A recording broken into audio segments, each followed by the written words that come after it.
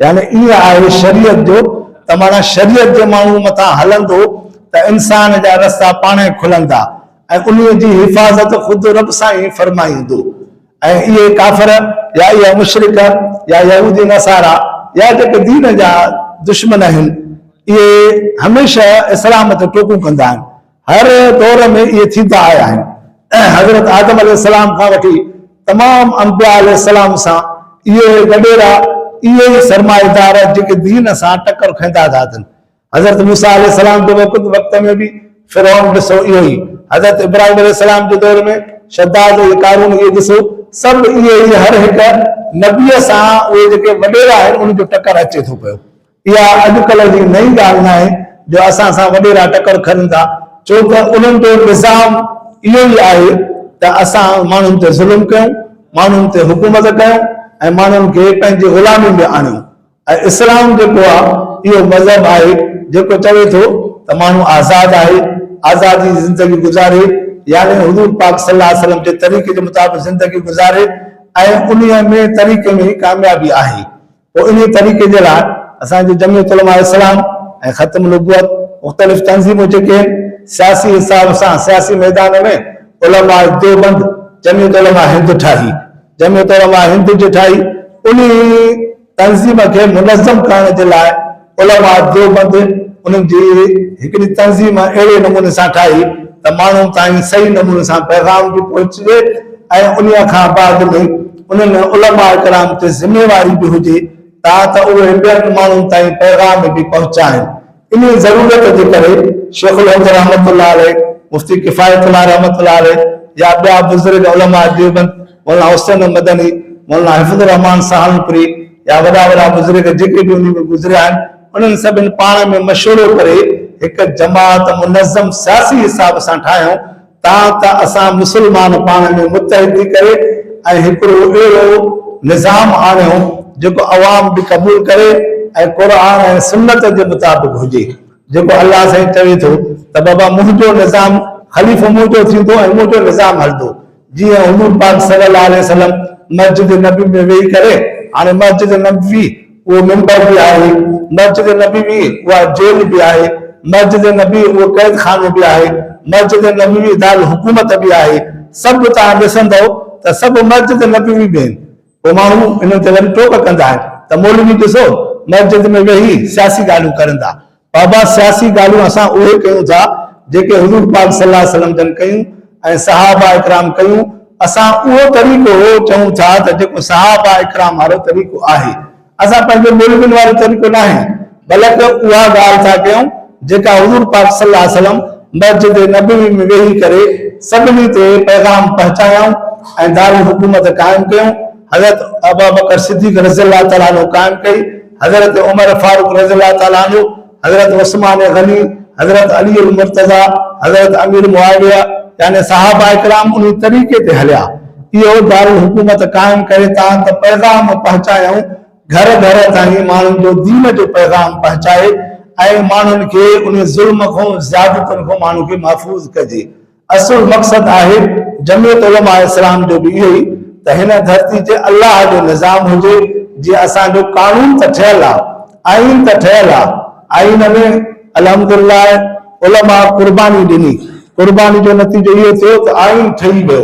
हाणे आइन सां जेके असांजा मज़ाक करनि था उहे ॿिया न आहिनि, बल्कि उहे असांजा मुस्लमान आहिनि, ॿिया न आहिनि। ऐं अजीब अजीब अहिड़ियूं ॻाल्हियूं कंदा आहिनि जो इन्हनि खां तव्हां पुछंदव मौलाना फज़ल रहमान साहब खां, मौलाना अब्दुल गफूर हैदरी, मौलाना फैज़ मोहम्मद साहब ऐं मौलाना अतार रहमान साहब, इन्हनि खां तव्हां पुछंदव कंहिं ख़ासि मजलिस में वेही त साईं असेंबली जो अंदरो अहवाल त ॿुधायो, जेको असेंबली में तव्हां सां टकर थिए थो कंहिं मामले ते त उहे तव्हांखे अहिड़ियूं अजीब अजीब ॻाल्हियूं ॿुधाईंदा जो अकुल हैरान थी वेंदो।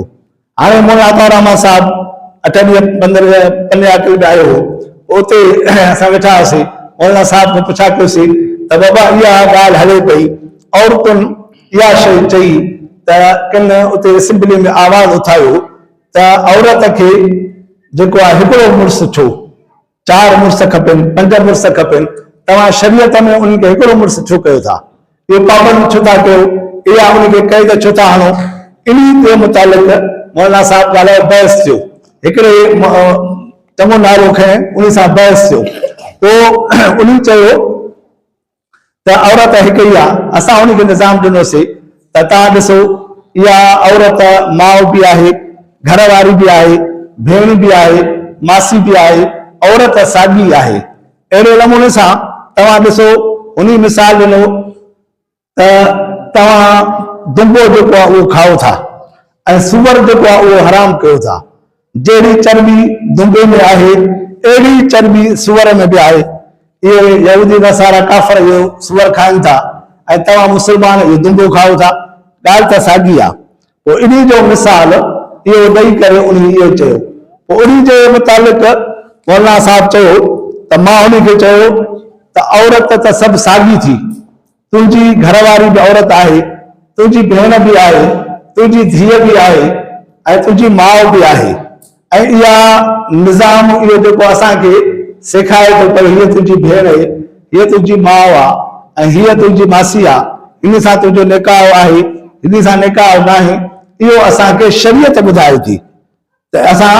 शरीयत जा मुकल्लिफ़ आहियूं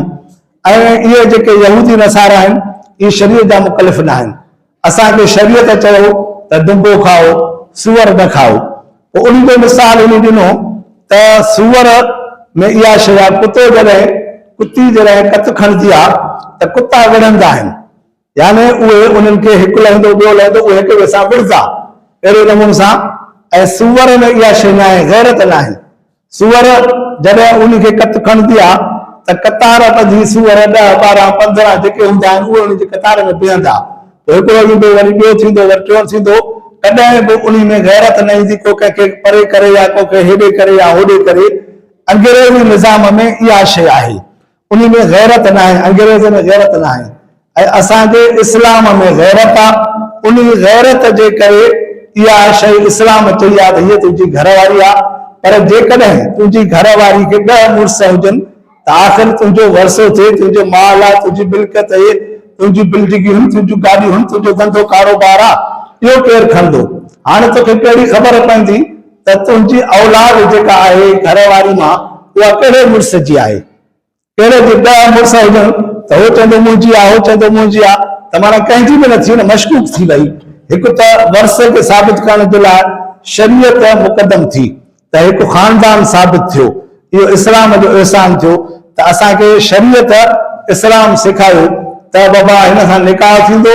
निकाह में जेका औलाद थींदी उहा उनजी वारिस थींदी पर जेकॾहिं ईअं अंग्रेज़नि जे तव्हांजे मुल्क में हले थो को बि कंहिंजो वारिस न आहे उन्हनि खे ॿार ॼणनि था ॿार ॼणी अस्पताल में वेठा आहिनि पोइ अस्पताल में वरी उहे जॾहिं वॾा थियनि था पोइ उहे वरी साॻियो अयाश करनि था हुननि खे का तमीज़ न आहे त उहा उनजी भेण आहे या उनजी माउ आहे या उनजी मासी आहे का ख़बर न आहे छो त उहो अयाशी जो निज़ाम आहे हुनजो अयाशी जो निज़ाम अंग्रेज़ में गैरत न आहे उन्हीअ जे करे माना अहिड़ा अहिड़ा हवाल असेंबली में बि थियनि था हाणे उहे केरु कंदा आहिनि उहे असांजा मुस्लमान कंदा आहिनि एॾा एॾा माना अजीब अजीब नमूने सां हाणे इहा असेंबली में असांजा उलमा इकराम चंद आहिनि चंद उलमा इकराम जे करे अल्हम्दुलिल्लाह अल्लाह से असांजी हिफ़ाज़त फरमाई यानी असांजी इज़त महफ़ूज़ असांजी ॾाढ़ी महफ़ूज़ असांजो पटको महफ़ूज़ असांजो दीन महफ़ूज़ इहो इन उलमा इकराम जे असेंबली में हुजण जे करे आहे जेकॾहिं इहे उलमा इकराम असेंबली में न हुजनि त शायदि असां अंग्रेज़नि खां बि पोइ हलिया वञूं असांजा हुकुमरान अहिड़ा आहिनि नाले जा मुस्लमान आहियूं पर उन्हनि जा तव्हां कम ॾिसंदव न तव्हां अफ़सोस ऐं अफ़सोस कंदव